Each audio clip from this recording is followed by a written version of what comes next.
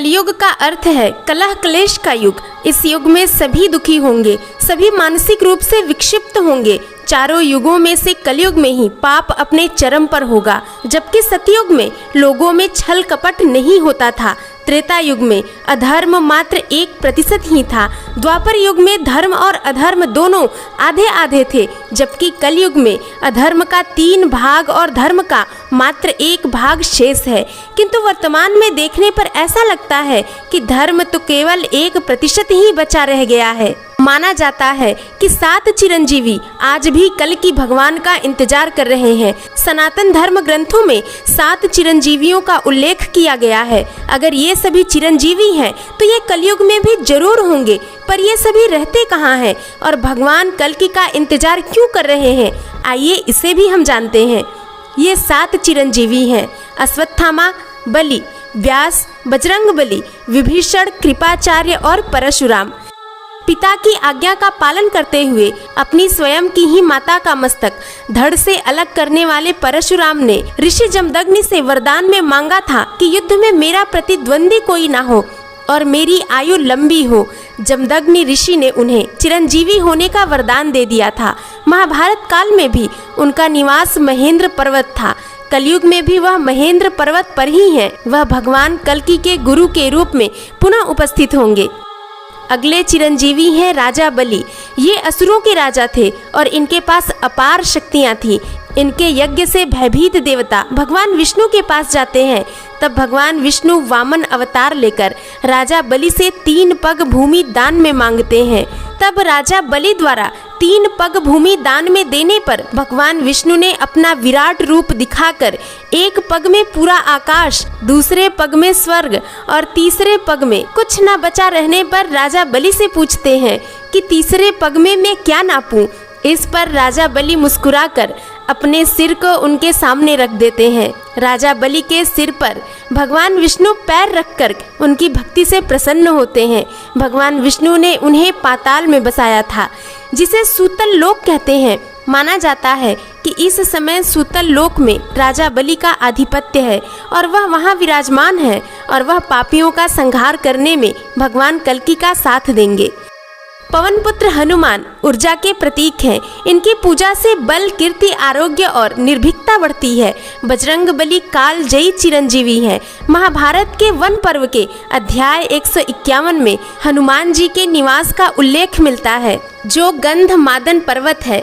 और ऐसा भी माना जाता है कि हर 41 साल में हनुमान जी श्रीलंका के मातंग कबीले को शिक्षा देने आते हैं। वह कलयुग के अंत तक जीवित रहेंगे। उनके जीवित रहने का बस एक ही उद्देश्य है, भगवान श्री राम को पाना, और भगवान श्री राम उन्हें कलयुग के अंत में कल की रूप में दर्शन देंगे। अगले हैं विभीषण। विभीषण ही भगवान श्री राम की सहायता करते हैं रावण का वध करने में। उस समय भी उन्होंने धर्म और नैतिकता का साथ दिया था और कलयुग के अंत तक धर्म और नैतिकता को बनाए रखने के लिए उनको जीवित रहने का वरदान प्राप्त हुआ है। महाभारत काल में भी उनके जीवित होने का प्रमाण मिलता है। जब वह महाभारत काल में जीवित थे तो जाहिर सी बात है कि वह कलयुग में भी होंगे। महाभारत में गुरु द्रोण के पुत्र अश्वत्थामा को भगवान श्री कृष्ण से कलयुग के अंत तक भटकने का श्राप मिला था। ऐसा कहा जाता है कि वह मध्य प्रदेश के एक किले में आज भी मौजूद हैं और भगवान कल्कि का इंतजार कर रहे हैं। महाभारत काल के ही चिरंजीवी हैं कृपाचार्य। यह कौरवों और पांडवों के कुलगुरु थे और इनकी बहन का नाम कृपि था। यह अश्वत्थामा के मामा है। कृपि का विवाह गुरु द्रोण से हुआ था। महाभारत युद्ध में उन्होंने सेनापति की भूमिका निभाई थी और वह कलयुग में भी धर्म की पुनः स्थापना के लिए भगवान कल्कि का साथ देंगे। अगले चिरंजीवी हैं महर्षि वेदव्यास। ऋषि पराशर और सत्यवती के पुत्र थे वेदव्यास। इन्होंने ही 4 वेदों की रचना की है। इन्होंने ही 18 पुराणों की भी रचना की है।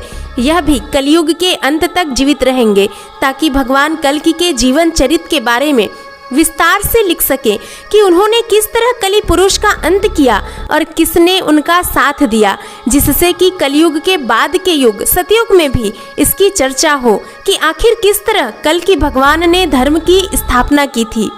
जब जब पृथ्वी पर कोई संकट आता है तब भगवान अवतार लेकर उस संकट को दूर करते हैं। भगवान शिव और भगवान विष्णु ने कई बार पृथ्वी पर अवतार लिया है। भगवान विष्णु के 24वें अवतार के बारे में कहा जाता है कि कल की अवतार के रूप में उनका आना सुनिश्चित है। उनके 23 अवतार अब तक पृथ्वी पर अवतरित हो चुके हैं। इन 24 अवतार में 10 अवतार विष्णु जी के मुख्य अवतार माने जाते हैं, जिनमें मत्स्य अवतार, कूर्म अवतार, वराह अवतार, नृसिंह अवतार, वामन अवतार, परशुराम अवतार, राम अवतार, कृष्ण अवतार और बुद्ध अवतार हैं। जबकि कल की अवतार के रूप में अभी तक अवतरित नहीं हुए हैं। धर्म ग्रंथों के अनुसार भगवान विष्णु कल के रूप में अवतार लेंगे। कल की अवतार कलयुग और सतयुग के संधि काल में होगा। यह अवतार 64 कलाओं से युक्त होगा। कल की देवदत्त नामक घोड़े पर सवार होकर संसार से पापियों का विनाश करेंगे और धर्म की पुनः स्थापना करेंगे। अभी कलयुग का प्रथम चरण ही चल रहा है, लेकिन अभी से ही कल की अवतार के नाम पर पूजा पाठ और कर्म कांड शुरू हो चुके हैं। कुछ संगठनों का दावा है कि कल के अवतार के प्रकट होने का समय नजदीक आ गया है और कुछ का दावा है कि कल की अवतार हो चुका है। स्वप्न जागृत वाणी अनुभवों द्वारा वे भक्तों को संदेश दे रहे हैं। उनकी महाशक्तियाँ भक्तों की रक्षा के लिए इस जगत में चारों ओर फैल चुकी हैं। बस उनका प्रकाट्य शेष है। हिंदू धर्म के पतन के एक मुख्य कारण में यह भी है कि हर वह कार्य किया जा रहा है जिसका वेदों में उल्लेख ही नहीं मिलता। हिंदुओं के एकमात्र धर्म ग्रंथ है वेद। वेदों का सार उपनिषद है, उपनिषदों का सार गीता। महाभारत का एक हिस्सा है श्रीमद् भगवत गीता। पुराणों में बताया गया है कि भगवान कल की सफेद घोड़े पर बैठकर आएंगे और राक्षसों का नाश करेंगे। स्कंद पुराण के 10वें अध्याय में स्पष्ट वर्णित है कि कलयुग में भगवान विष्णु का अवतार कल के रूप में संभल ग्राम में होगा। अग्नि पुराण के 16वें अध्याय में कल के अवतार का चित्रण तीर कमान धारण किए हुए एक घुड़सवार के रूप में किया गया है। कल की पुराण के अनुसार वह हाथ में चमचमाती हुई तलवार लिए सफेद घोड़े पर सवार होकर युद्ध और विजय के लिए निकलेगा। बौद्ध, जैन और मलेच्छों को पराजित कर सनातन राज्य स्थापित करेगा। पुराणों की यह धारणा है कि कलयुग में पापों से मुक्ति दिलाने के लिए किसी न किसी का अवतार जरूर होगा। यह सभी धर्मों ने माना है। भगवान कल्कि के पास एक रहस्यमयी तोता भी होगा जिसका नाम शुक होगा। उस तोते को भूत, वर्तमान और भविष्य का संपूर्ण ज्ञान होगा, जो समय समय पर भगवान कल्कि को जानकारी देता रहेगा। भगवान विष्णु के छठे अवतार भगवान परशुराम कल्कि भगवान के गुरु होंगे। वे ही कल्कि भगवान को अस्त्र शस्त्र चलाने तथा धर्म शास्त्रों की विद्या में पारंगत करेंगे और उनका मार्ग प्रशस्त करेंगे। कथाओं के अनुसार कलयुग में पाप अत्याचार की अधिकता होने के कारण दुष्टों के संहार के लिए श्री कल्कि अवतार होगा। जब राजा होने का कोई नियम नहीं रहेगा, राजा अत्यंत निर्दयी और क्रूर होंगे, उस समय भयंकर अकाल पड़ जाएगा। लोग भूख, प्यास तथा अनेक प्रकार की चिंताओं से दुखी होंगे। वे पत्तियां खाकर पेट भरेंगे। मनुष्य चोरी, हिंसा आदि अनेक प्रकार के कुकर्मों से आजीविका चलाने लगेंगे। उस समय कल्कि पापियों का संहार करेंगे, साधु संतों तथा शुद्ध मन वाले लोगों की रक्षा करेंगे। भगवान विष्णु का कल्कि अवतार निष्कलंक अवतार के नाम से भी जाना जाएगा। इस अवतार में उनकी माता का नाम सुमति होगा। इसके अलावा उनके 3 बड़े भाई भी होंगे। सुमंत, प्राज्ञ और कवि के नाम से जाने जाएंगे। याज्ञवल्क्य जी पुरोहित होंगे। भगवान कल्कि की 2 पत्नियां होंगी, लक्ष्मी रूपी पद्मा और वैष्णव रूपी रमा। उनके पुत्र होंगे जय, विजय, महामाल और बलाहक। कल्कि एकमात्र ऐसे देवता हैं जिनकी पूजा उनके जन्म से काफी पहले से ही की जा रही है। कल्कि देवता का जिक्र कई पुराणों में किया गया है, इसलिए इनकी पूजा जन्म से पहले से ही की जा रही है। इस वीडियो में हमने सिर्फ 7 चिरंजीवियों को ही रखा है, जबकि और भी न जाने कितने हिंदू धर्म में महान ऋषि और राजा चिरंजीवी हो चुके हैं। इन 7 चिरंजीवियों में से आपकी भक्ति और श्रद्धा किसमें अत्यधिक है? अपने विचार हमें कमेंट बॉक्स के जरिए जरूर बताएं। अगर वीडियो थोड़ा भी अच्छा लगा हो तो इसे लाइक करें, अपने दोस्तों के साथ शेयर करें।